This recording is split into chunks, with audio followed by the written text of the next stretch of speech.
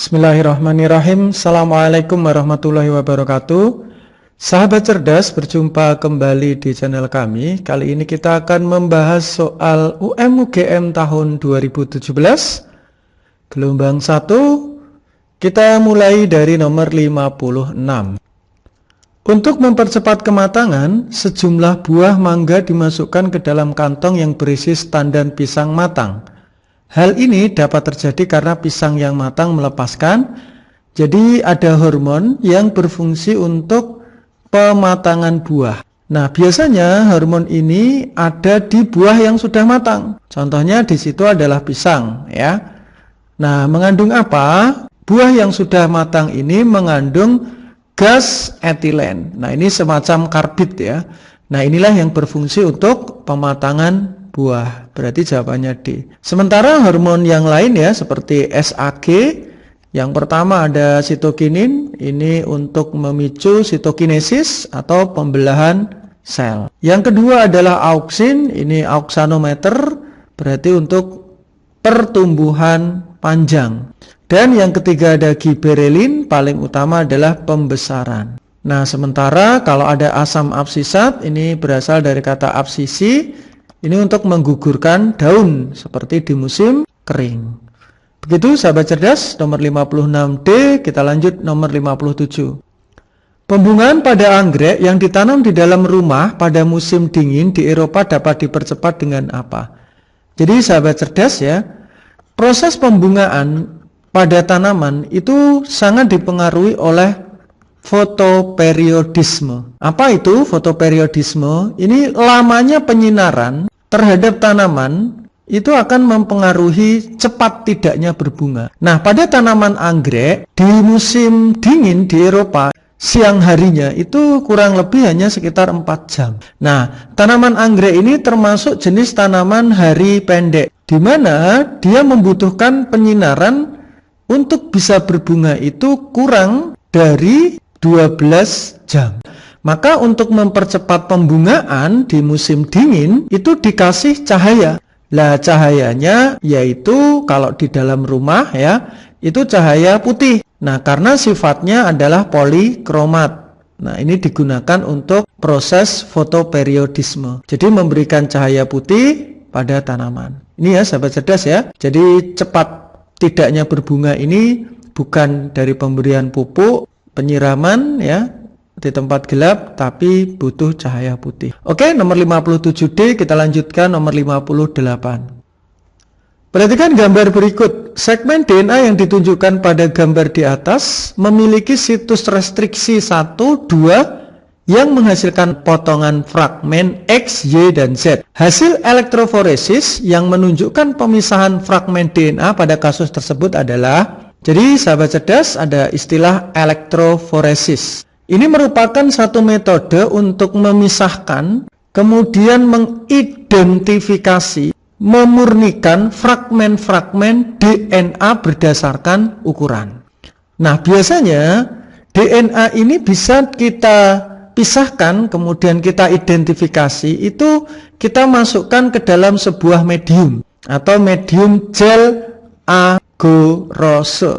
Nah, ini medium untuk mendeteksi DNA. Bagaimana cara mendeteksinya? DNA ini, ya, dikasih warna. Nah, nanti pewarnaan ini akan menjadikan DNA pada saat ditaruh di dalam medium ini, dikasih sinar ultraviolet, maka dia akan menyala. Nah, itulah yang disebut elektroforesis.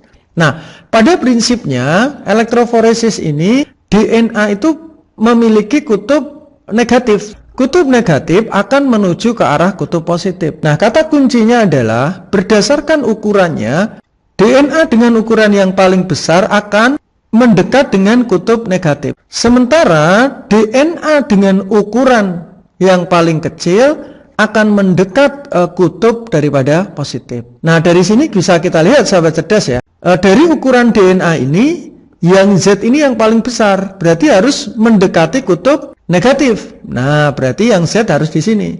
Yang paling besar dari Z, kemudian X, berarti di sini ada Z, kemudian ada X, baru Y yang paling kecil. Karena yang paling kecil mendekati kutub positif, ya. Nah, berarti yang ZXY ini salah, ini salah, ini salah. Berarti tinggal apa? Tinggal B sama yang D. Nah, kita lihat yang X ini yang kedua ukurannya lebih besar. Nah, ini lebih besar. Kalau ini kan sama. Berarti salah. Yang tepat adalah yang B, sahabat cerdas ya. Jadi nomor 58B, kita lanjutkan nomor 59. Organel sel yang hanya dijumpai pada sel prokariotik. Jadi sahabat cerdas, prokariotik ini contohnya bakteri ya. Bakteri ini memiliki ciri uniseluler prokariotik, berarti belum memiliki membran inti. Intinya masih berupa nukleoid. Nah, dia memiliki satu organel yaitu untuk sintesis protein yang dikenal ribosom. Jadi inilah satu organel yang digunakan untuk membuat protein ya. Berarti jawabannya nomor 59A. Ini nggak punya semua, ini pada sel eukariotik. Oke, kita lanjutkan nomor 60. Pernyataan berikut yang benar mengenai dinamika afinitas hemoglobin terhadap oksigen dalam proses pernapasan. Jadi sahabat cerdas ya, afinitas itu artinya daya ikat. Nah, hemoglobin itu punya kemampuan mengikat oksigen nanti membentuk oksihemoglobin. Nah, dipengaruhi oleh apa? Ada beberapa faktor-faktor yang mempengaruhi proses afinitas. Nah, jadi yang pertama adalah pH. Kemudian yang kedua adalah kadar hemoglobin sendiri.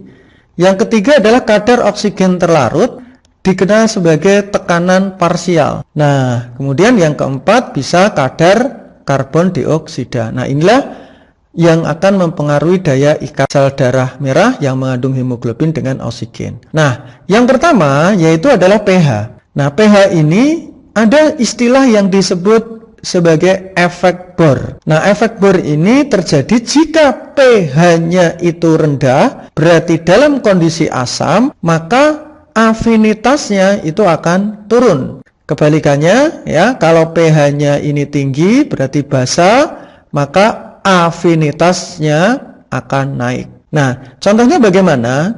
Jadi kalau ada CO2 ya, produk dari respirasi ya, dan H2O itu membentuk H2CO3, ini akan lepas H2CO3 itu menjadi H plus HCO3-. Nah, yang plus inilah yang menyebabkan asam, berarti pH-nya akan turun. Jadi pH yang turun ini menyebabkan afinitasnya juga akan turun. Nah, sekilas bisa kita lihat jawabannya sahabat cerdas ya. Yang A, afinitas menurun seiring dengan penurunan pH. Lah, ini efek Bohr tadi, berarti yang A yang betul. Meningkat seiring dengan peningkatan H+, salah. Kalau H plusnya meningkat maka pH-nya turun, berarti afinitasnya akan turun. Ini salah. Meningkatnya jaringan otot yang sedang bergerak belum tentu. Kenapa? Karena pada saat otot yang bergerak itu bisa respirasi aerob atau anaerob. Makanya kalau kekurangan oksigen bisa terbentuk asam laktat. Menurun seiring dengan penurunan CO2 ini salah, harusnya terjadi peningkatan. Meningkat seiring dengan peningkatan HCO3- salah. HCO3- ini ya, ini akan saat dia banyak maka akan turun. Nah, ini juga salah, harusnya terjadi penurunan. Di kota-kota besar, penghijauan di kawasan terbuka hijau bertujuan untuk apa? Jadi sahabat cerdas, di kota itu banyak proses pembakaran. Contohnya pembakaran fosil ya, kendaraan bermotor, aktivitas industri, aktivitas manusia, itu dari proses oksidasi ya atau respirasi. Nah, CO2 ini harus dimanfaatkan oleh tumbuhan untuk proses fotosintesis. Sehingga hasil fotosintesis ini akan membentuk glukosa dan oksigen. Tanaman itu di kota besar bertujuan sebagai penghasil oksigen. Jadi jawabannya adalah meningkatkan kadar oksigen di udara. 61B, kita lanjutkan nomor 62. Insekta dan laba-laba digolongkan ke dalam arthropoda karena keduanya memiliki kesamaan dalam hal apa? Jadi sahabat cerdas ya, arthropoda itu kan dibagi menjadi 4 kelompok ya, cami. Yang pertama ada udang, ini adalah kelompok krustase. Yang kedua laba-laba, arachnida. Yang ketiga kaki seribu, myriapoda. Dan terakhir serangga atau insekta. Keempatnya memiliki ciri, yang pertama adalah kaki berruas-ruas atau bersendi-sendi. Selain kakinya bersekat, juga tubuhnya juga berruas atau bersegmen. Yang ketiga, memiliki lapisan kulit eksoskeleton atau kerangka luar yang tersusun oleh kitin. Memiliki peredaran darah terbuka. Jadi kita lihat ya, yang A kaki bersendi, eksoskeleton betul, badan tersusun atas dua bagian belum tentu ya.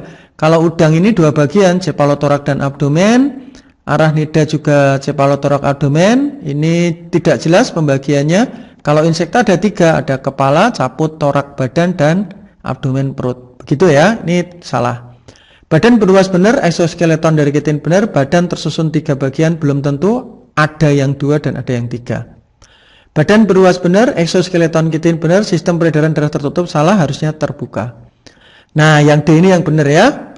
Anggota badan bersendi, badan beruas, dan sistem peredaran darah terbuka. Yang E, kaki bersendi, eksoskeleton dari kitin, nah tersusun tiga bagian, salah. Oke, nomor 62D, kita lanjutkan nomor 63. Derivat epidermis yang dijumpai pada epidermis atas daun tumbuhan famili Poaceae, rumput-rumputan ya, terdiri dari beberapa sel berdinding tipis dengan ukuran lebih besar pada sel-sel epidermis di sekitarnya. Nah, pada kelompok rumput-rumputan itu paling khas modifikasi dari epidermis ini menjadi namanya buliform. Nah, buliform ini nanti sel-sel daun yang menjadi layu seperti mati, ini yang dikenal sebagai sel kipas. Nah, inilah adaptasi pada saat kondisi kering. Jadi seperti mematikan bagian jaringan tumbuhan dengan daun itu menggulung kering, suatu saat nanti bisa tumbuh kembali. Jadi jawabannya adalah C. Kalau stomata ini mulut daun, fungsinya untuk pertukaran udara. Trikoma itu bulu-bulu akar atau bulu daun bisa untuk mengurangi penguapan.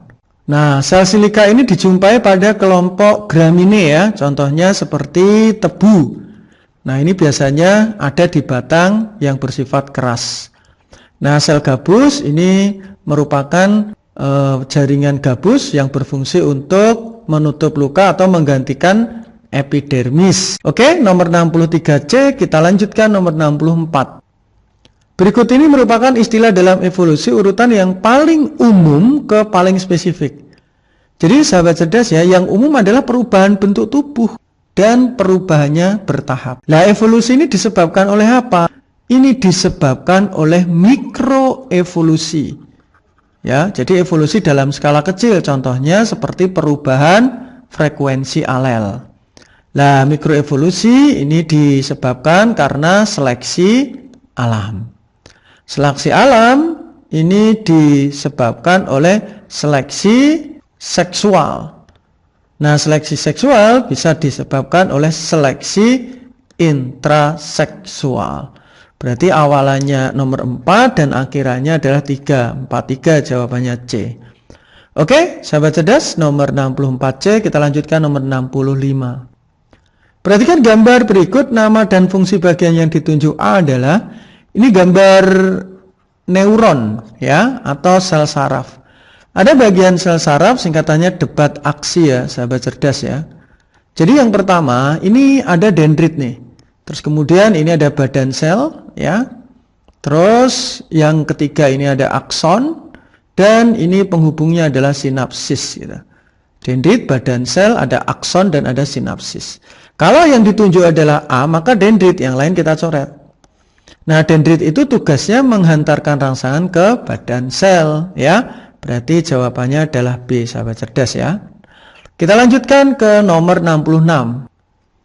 Kerang hijau Mytilus edulis termasuk ke dalam kelas Lamellibranchiata. Sebab kerang hijau Mytilus memiliki ciri khas insang berlapis-lapis. Jadi sahabat cerdas, hewan bertubuh lunak itu masuk kelompok moluska. Banyak sekali kelas dari moluska, contohnya ada gastropoda, cephalopoda. Nah, ada juga pelesipoda. Nah, contoh pelesipoda yang kakinya pipih seperti kapak itu adalah kerang. Nah, di sini ada kerang mutiara, kerang hijau dan sebagainya. Nah, kerang hijau itu selain kakinya pipih kapak, dia juga memiliki cangkang yang berjumlah 2 sepasang. Disebut bivalvia. Nah, atau juga dia memiliki insang yang berlapis-lapis. Namanya Lamellibranchiata. Ini artinya adalah insang yang berlapis-lapis karena hidupnya di air, bernafas dengan insang ya. Jadi pernyataan pertama ini benar, yang kedua juga benar, nyambung, jawabannya A. Kita lanjutkan nomor 67. Seorang perempuan dan laki-laki normal memiliki 23 macam kromosom yang sama. Jadi sahabat cerdas ya, kromosom manusia itu jumlahnya ada 46 buah. Atau kalau ditulis 23 pasang kromosom. Nah, bedanya pada laki-laki dan perempuan itu hanya di kromosom seksnya. Contohnya ini laki-laki, ada 44-nya adalah kromosom tubuh namanya autosom, dan 2-nya adalah kromosom seks atau gonosom.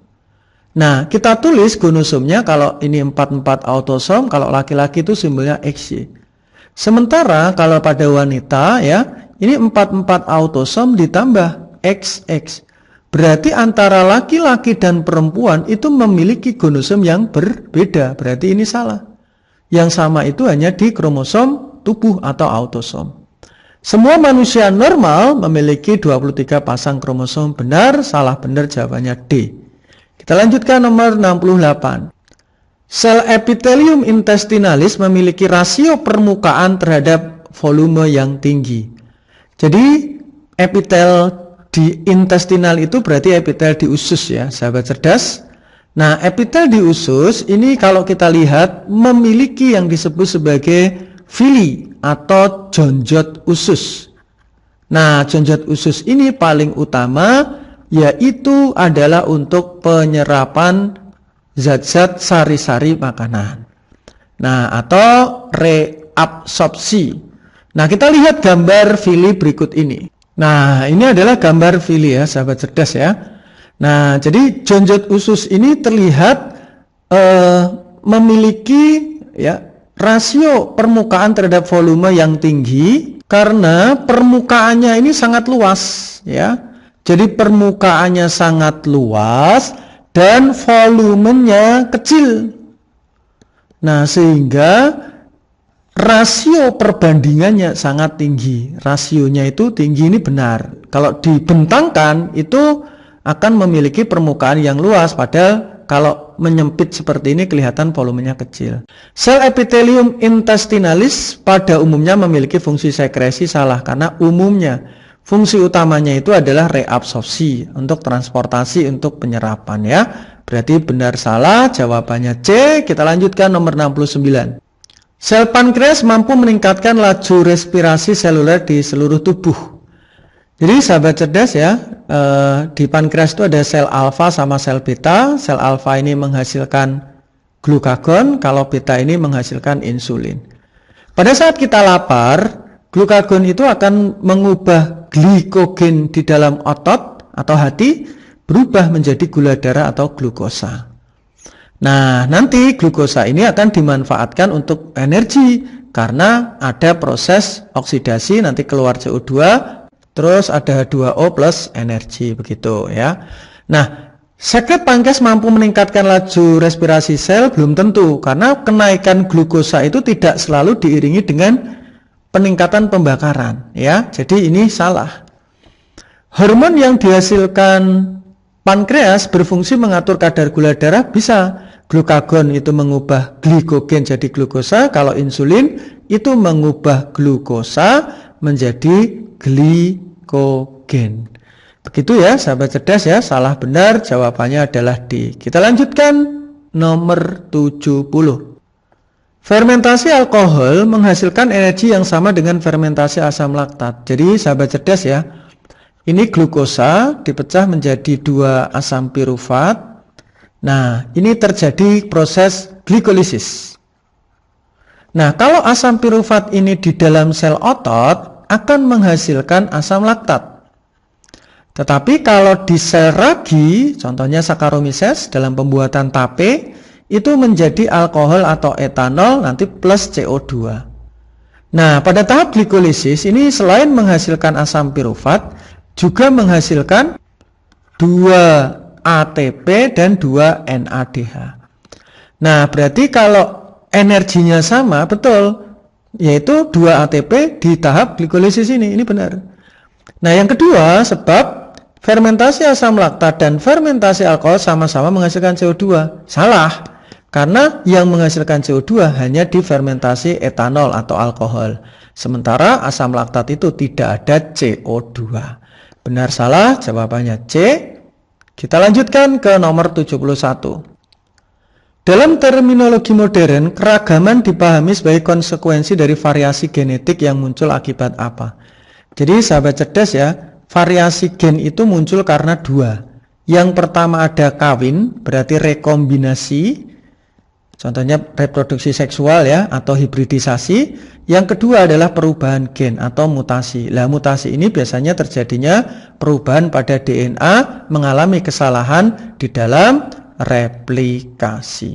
Jadi jawabannya 2 dan 4 yaitu adalah C. Kita lanjutkan nomor 72.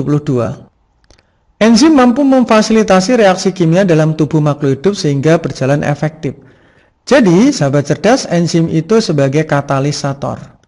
Artinya mempercepat reaksi tapi tidak ikut di dalam reaksi. Contoh, ini ada A, substrat A, kemudian dengan B ini pengen bergabung menjadi AB. Kalau dia berproses sendiri, ini butuh waktu lama.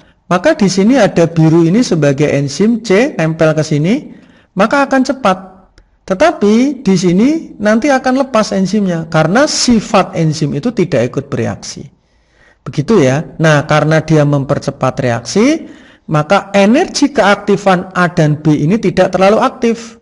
Ya, karena ada katalisnya. Maka sifat katalisator adalah menurunkan energi aktivasi.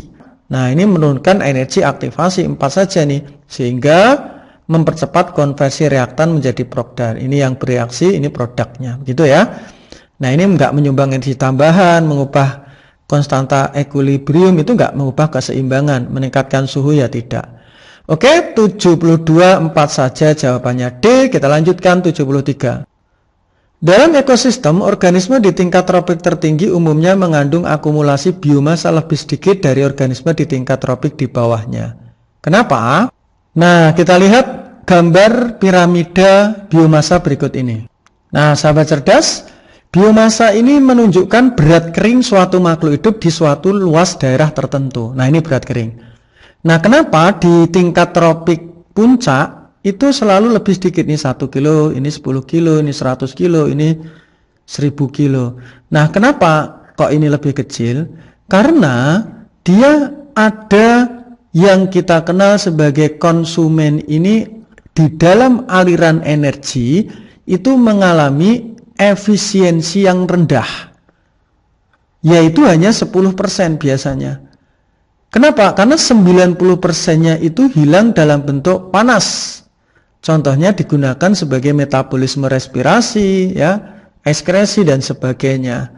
Nah, ya, sehingga setiap naik ke tingkat tropik selanjutnya itu ada penurunan yang sangat tajam, yaitu 90% hilang ke alam dan hanya 10% yang dimanfaatkan untuk metabolisme tubuh.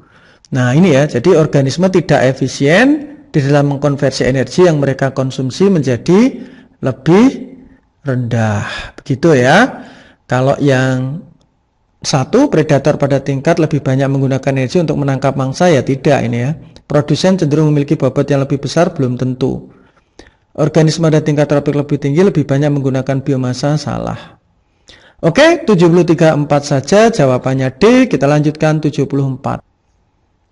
Tumbuhan darat mempunyai kekerabatan historis dengan ganggang hijau yang ditunjukkan keduanya apa? Jadi sahabat cerdas, kita lihat gambar berikut ini.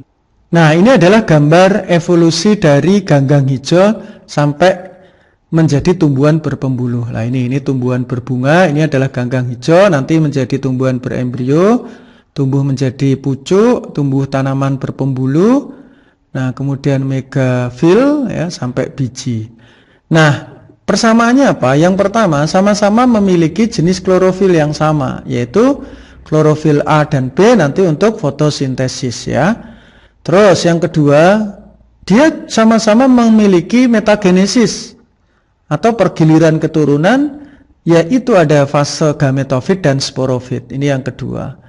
Yang ketiga, itu menyimpan makanan itu dalam bentuk amilum atau tepung. Beda dengan hewan yang menyimpan karbohidratnya dalam bentuk glikogen gitu.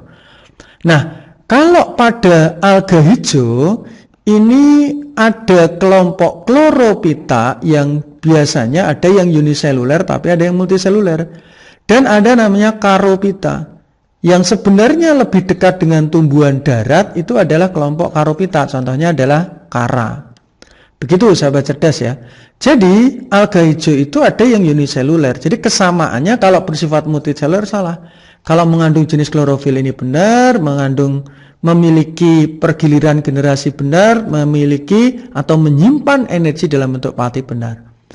Oke, ini enggak masuk, berarti 1, 2, 3 jawabannya A. Terakhir nomor 75. Hal-hal berikut yang menunjang keberhasilan teknik rekayasa gen. Jadi sahabat cerdas, rekayasa genetika itu butuh EVA. Yang pertama ada enzim. Enzim untuk merekayasa gen itu ada memotong dan ada menyambung. Untuk memotong gen ini butuh restriksi endonuklease. Kalau untuk nyambung gen ini butuh ligase. Yang kedua butuh alat angkut yang namanya vektor, biasanya adalah plasmid. Dan yang terakhir butuh agen, biasanya yang sering digunakan adalah bakteri. Nah, berarti ada enzim ligase, ada plasmid, dan ada restriksi. Kalau sel yang mampu berfungsi bukan bagian dari rekayasa genetika. Jadi 1, 2, 3 jawabannya adalah A. Demikian sahabat cerdas pembahasan UGM tahun 2017 gelombang pertama. Tetap semangat, sukses selalu. Assalamualaikum warahmatullahi wabarakatuh.